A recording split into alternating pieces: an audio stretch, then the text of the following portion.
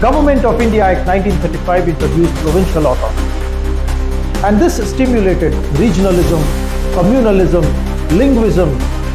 Even when the Cabinet Mission Plan in 1946 held talks, there were demands by the tribals. So there was a demand for separate homeland for the Nagas, a separate Bangla land, a separate homeland for the Dravidians. Even the princely states, they wanted a separate homeland.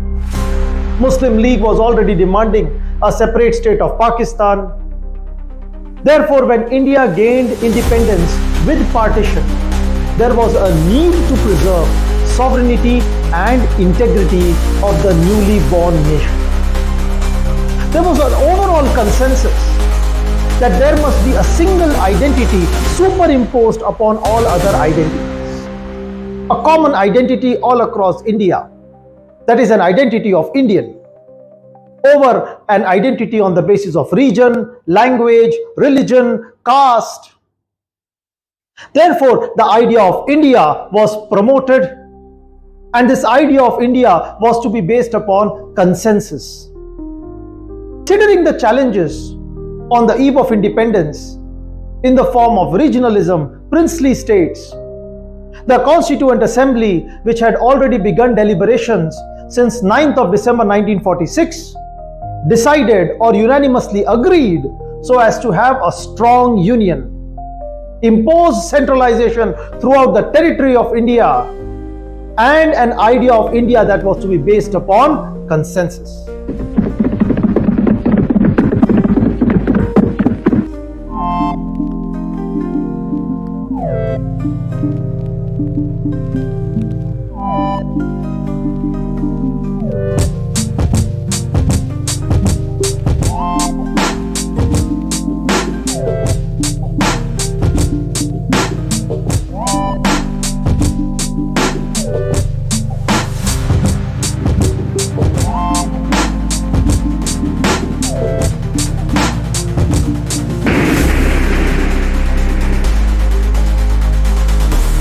Here, what was this idea of India that was to awake to life and freedom? Was it to be the Bharatvarsha, the cradle of Hindu civilization, as exhorted by the RSS and Hindu Mahasabha?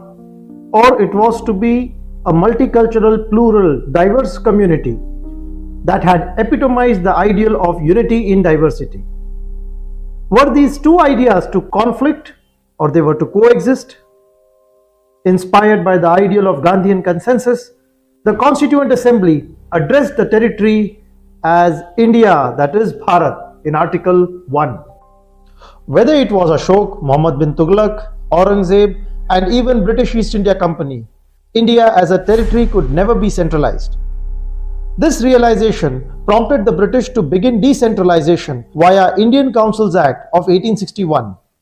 It culminated into provincial autonomy in the Government of India Act 1935. The experience of partition, rising communalism, regionalism, and communism necessitated a strong center. Merger of princely states and ongoing task of territorial integration required emphasis upon the union. Although the constitution had various federal features such as Schedule 7, however, the Part 1 of the Constitution explicitly described India as Union of States rather than United States. Thus, Article 1 states that India, that is Bharat, shall be a union of states.